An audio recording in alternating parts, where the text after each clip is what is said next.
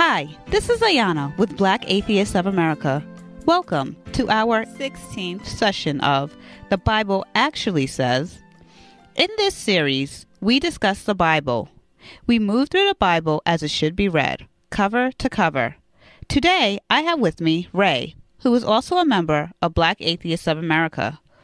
While we will not be reading every verse, we may choose to quote the Bible.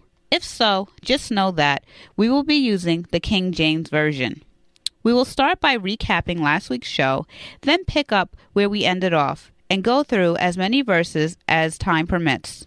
I hope you enjoy the discussion. Please feel free to comment and subscribe. Last week, we concluded chapter 19, and we were introduced to the story of Lot, where he offered his two daughters to a angry mob outside his door in order to protect the angels that had come and visited him. We also learned that his wife was turned into a pillar of salt. We don't see anywhere where Lot is questioning where the whereabouts of his wife after. Yeah, he just lost her. Yeah. He's like, things happen, you know. But he certainly didn't want his daughters, and as I kept saying in the last episode, his wife, in my opinion, would have been next. So it was probably not a loss, but a gain in his eyes. You would think someone would notice something like that. Yeah, you know, the daughters didn't say anything either. They didn't notice either. Yeah. What happened to Mom? I don't know. She was here a minute ago. Nobody seemed to inquire about that. That's quite odd. I don't believe in the gay lifestyle, and I believe it's not God's way. Then we were evolved from monkeys. Why we still got monkeys? It's too much open here. I just believe that, and if you don't believe that, then I don't like talking to you. Would you look at what you're teaching your students? You're teaching your students that all the dogs in the world came from a rock. You'll find the maker of the banana, Almighty God, has made it with a non-slip surface.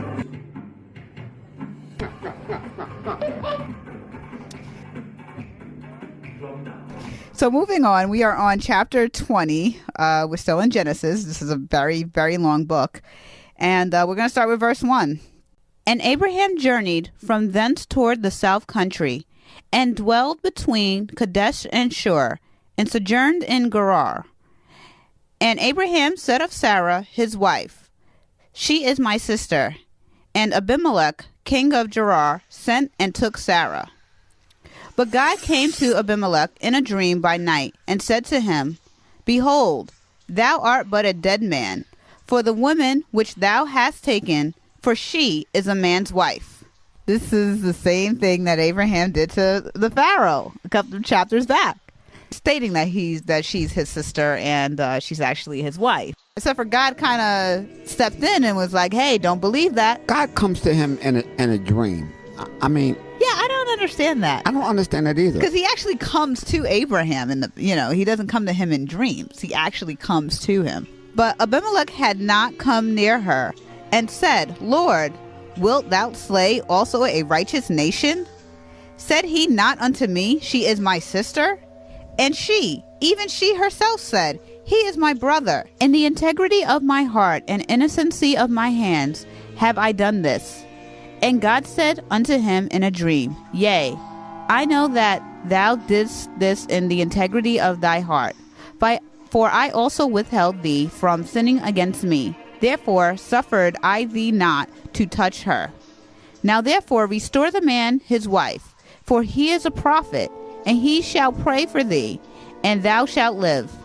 And if thou restore her not, know thou that thou shalt surely die, thou and all that are thine. This is really mean. You're threatening him with death via dream.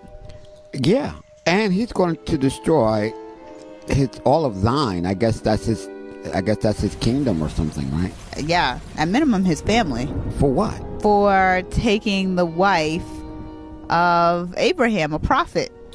So it appears that under God's law, kidnapping women is perfectly okay as long as they're not married. If she is married, then you have to kill the husband first, then you could take her. Right.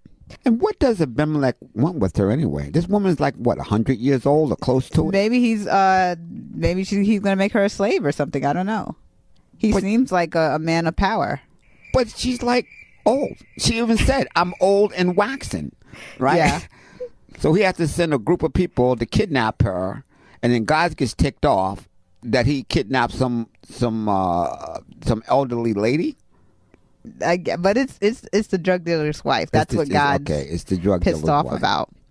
Therefore, Abimelech rose early in the morning and called all his servants and told all these things into their ears. And the men were sore afraid. What were they afraid of? Because Abimelech is like, hey, you don't listen, then we're all dead.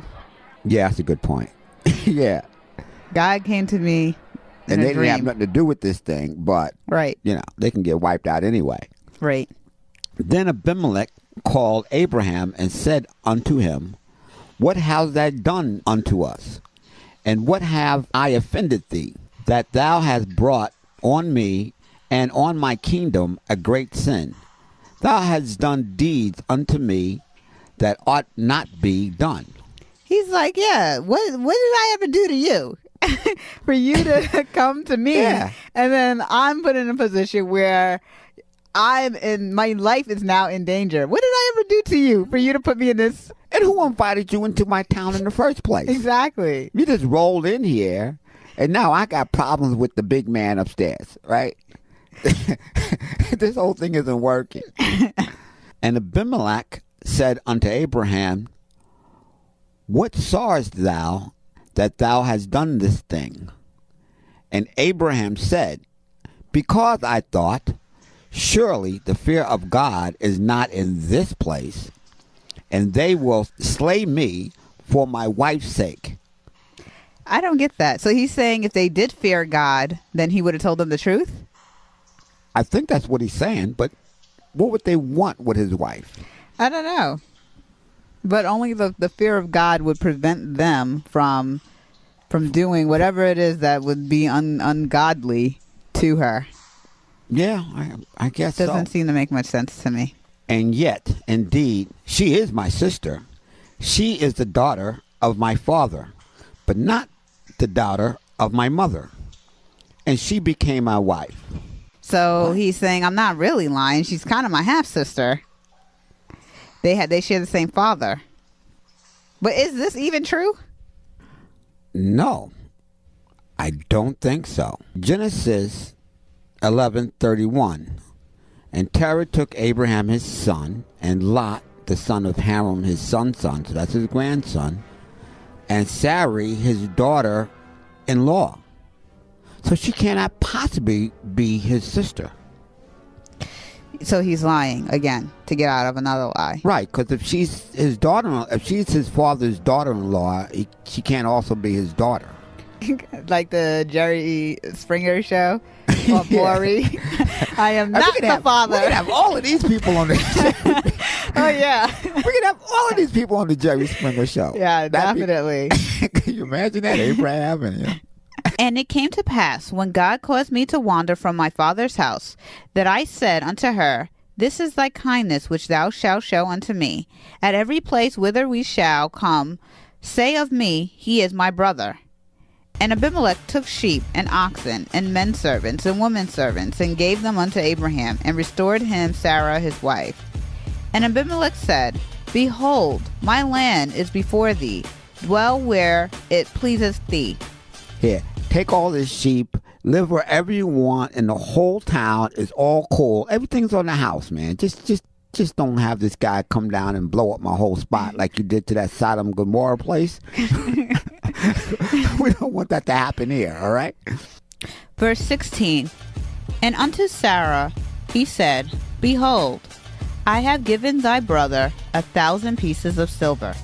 Behold, he is to thee a covering of the eyes, unto all that are with thee, and with all other. Thus she was reproved. But Sarah didn't do anything. The only thing she did was be captured by this king. And go along with Abraham's plan, which he admits in the previous verse, a couple of verses up, that he says, look, I tell Sarah when we're traveling that she's to say that she is my sister, not my wife. So she goes along with the plan, and they said she gets reproved. So Abraham prayed unto God, and God healed Abimelech and his wife and his maidservants, and they bare children. For the Lord had fast closed up all the wombs of the house of Abimelech because of Sarah, Abraham's wife. Now that's just sick. So God planned this whole thing all along. Okay? Like Abraham just rolls into town and says, this old waxen lady here is my sister. And then King Abimelech has her kidnapped for no apparent reason. Then God uses this horrible situation as an excuse to punish all of the innocent women in town by having them sterilized. Then he makes the claim that he had to do all of this because of Sarah. Yeah, has she even spoken outside of saying that she's the sister?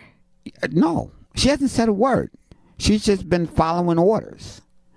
And so Abraham gets rich again. He gets more, sheeps and whatever he wants. Sarah gets nothing. Sarah gets nothing, as except always. for criticized for, and then all the other women in the town, I guess, can have babies again when they couldn't have babies before. And they're probably blaming Sarah. Of course. Because God probably told them that's Sarah's fault. It's always Sarah's fault. Well, that closes up chapter 20. We're now on chapter 21 and verse 1. And the Lord visited Sarah as he had said, and the Lord did unto Sarah as he had spoken. For Sarah conceived and bare Abraham a son in his old age, at the set time of which God had spoken to him. And Abraham called the name of his son that was born unto him, whom Sarah bare to him, Isaac. And Abraham circumcised his son Isaac, being 8 days old, as God had commanded him. And Abraham was 100 years old when his son Isaac was born unto him. And Sarah said, God hath made me laugh, so that all that hear will laugh with me. Yeah, I would. Yeah, I suppose. Remember, Sarah was like, really, God? Do I have to have... I don't remember what chapter that was, but he's really? I'm 100 years old. I'm old. Why do I have to have kids? Yeah, I mean, really, this is... she's had a horrible life, too. And she said, who would have said unto Abraham that Sarah should have given children suck? For I have borne him a son in his old age. And the child grew and was weaned. And Abraham made a great feast the same day that Isaac was weaned. It looked like Sarah is getting tipped, because it says, and Sarah saw the son of Hagar, the Egyptian, which she had born unto Abraham mocking. Wherefore she said unto Abraham, cast out this bondswoman and her son, for the son of this bondswoman shall not be heir with my son, even with Isaac. She's had it. She has had it. First, God makes her sterile, saying, for no reason, he makes her sterile. Yeah, you can't have no kids. Right. And then she deals with Abraham probably complaining for, a decade, was it? Yeah, 10 years. And she says, okay, well, you know what? You're going to sit here and complain forever. I'll let you have a kid with the slave, with our servant. Right. It happens. She regrets it. And, I totally understand. I mean, she's been getting the short end of the stick her entire life. And now she has her own son. Yeah. Who was going to have to split this humongous kingdom. That's not even finished. That hasn't even finished being built, the kingdom. Right. And so she's like, okay, my son's going to get everything. Get rid of that other child. But God's not concerned about that. He's concerned about Abraham's anger. He says, And the thing was very grievous in Abraham's sight because of his son. And God said unto Abraham, Let it not be grievous in thy sight because of the lad, and because of thy bondwoman. And all that Sarah hath said unto thee, hearken unto her voice. For in Isaac shall thy seed be called. And also of the son of the bondwoman will I make a nation, because he is thy seed. So what he's basically, the way I read this, is God saying, hey, look, don't get upset here. Okay, we'll send her away, and look, I'll make him his own nation. It's all cool. Both of your sons are going to be cool. All right, me and you straight now, right? That's saying screw her. Screw Sarah. God created this problem. This wouldn't even be a problem if you didn't make Sarah sterile in the first place. Of course not. And Abraham rose up early in the morning and took bread and a bottle of water and gave it unto Hagar, putting it on her shoulder and the child, and sent her away. And she departed and wandered in the wilderness of Beersheba. And the water was spent in the bottle, and she cast the child under one of the shrubs. Wait a minute, how old is this child? According to chapter 16, verse 16, Abraham was 86 years old when Hagar gave birth to Ishmael. So her son Ishmael at this point should be a teenager. Or older than about a teenager. At least 14. Right. 13 or 14. Right. So this kid's a teenager. Well, maybe the mother maybe it's a very small teenager.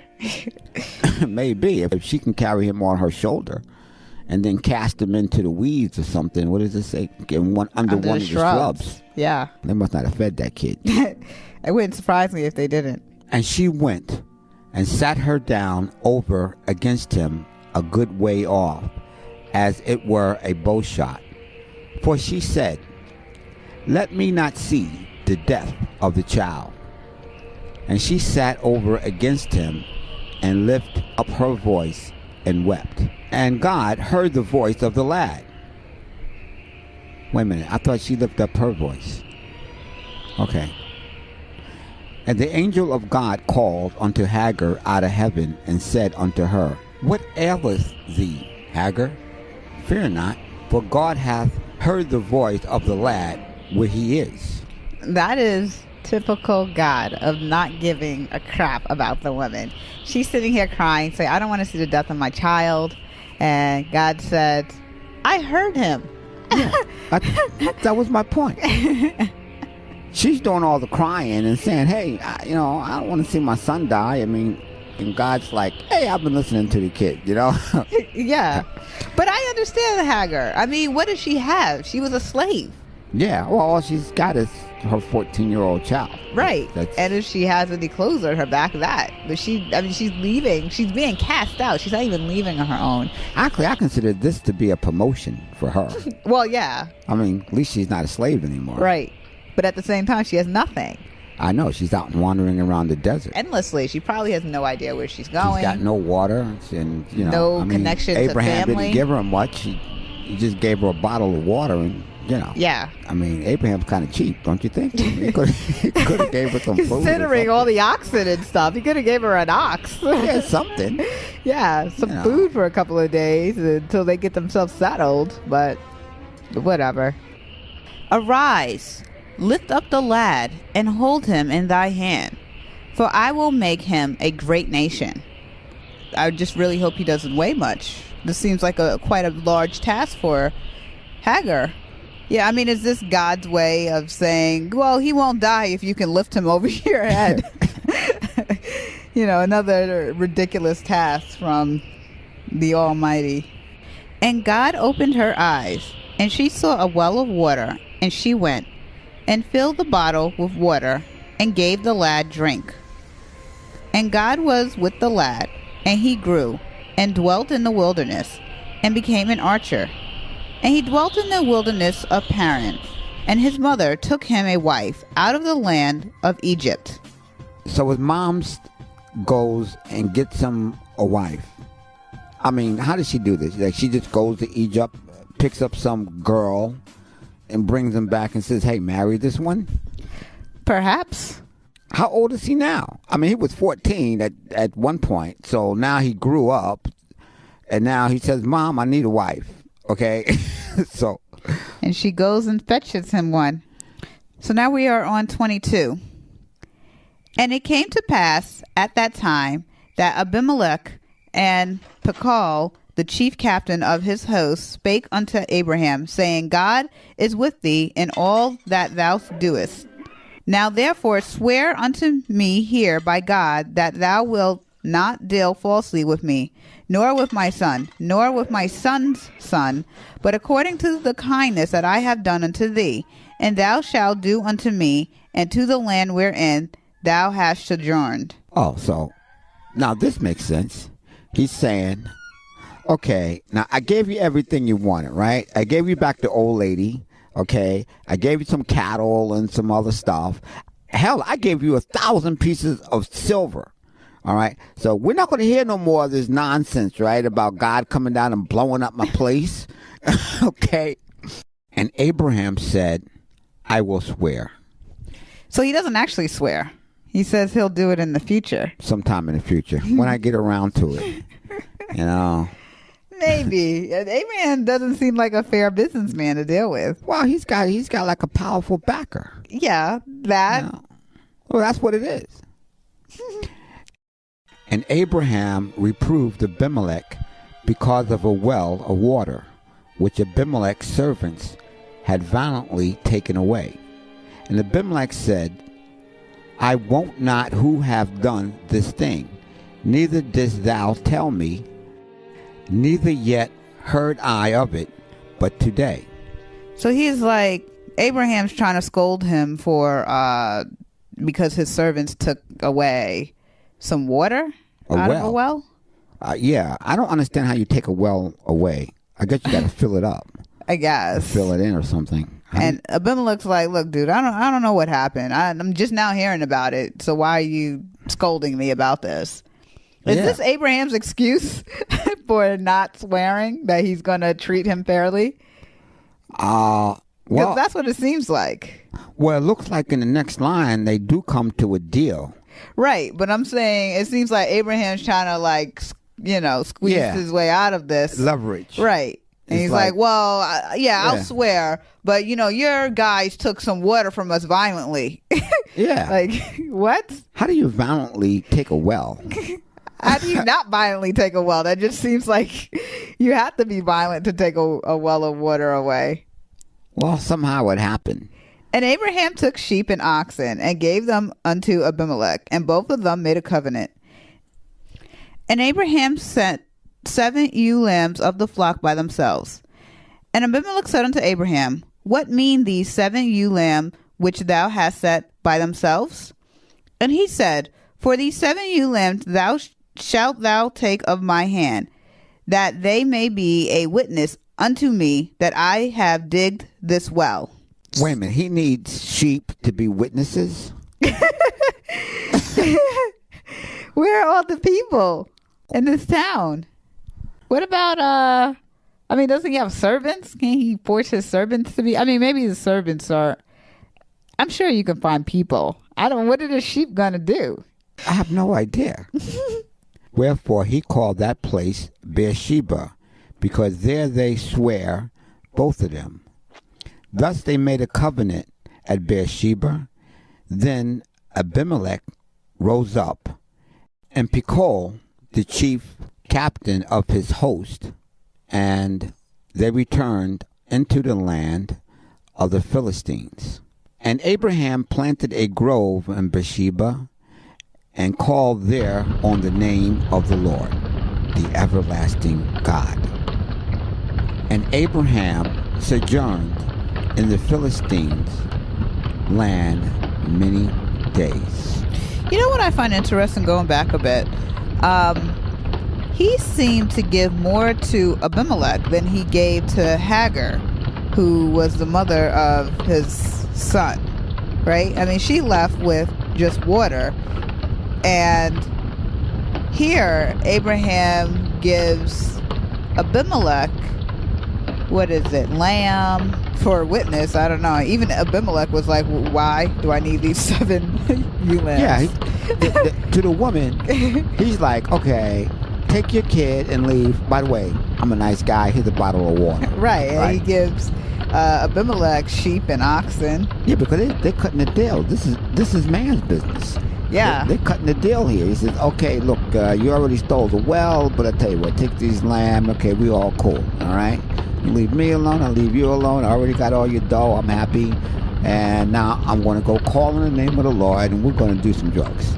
Yeah, but I guess what I'm thinking of, I just think a logical person would be like, okay, you know what, maybe I don't respect women, but this is my son. Because wasn't he pissed off that Sarah was saying, you know, I don't want your son getting any of the assets or getting anything passed down.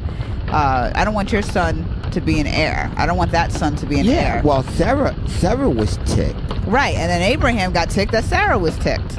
So if he felt that passionately about his son, I don't know if he felt that passionately about it. I think the way the story reads is God thought he might feel that passionate about it. Oh, I see. And then God jumped in and said, whoa, don't worry about this whole son thing.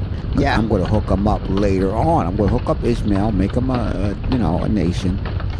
But even going before that, then he cried for a son for all these years. He finally gets one, and now he lets them go off with water. Yeah. Wow, that's Abraham for you. Well, anyway, that brings us to the close of another Bible session. And what did we learn today? Well, I've learned something very important. In the event you should find yourself on trial and you don't have an eyewitness, bring sheep. This is Ray, signing off. And this is Ayanna with Black Atheists of America. Please feel free to subscribe and comment. Thank you for listening.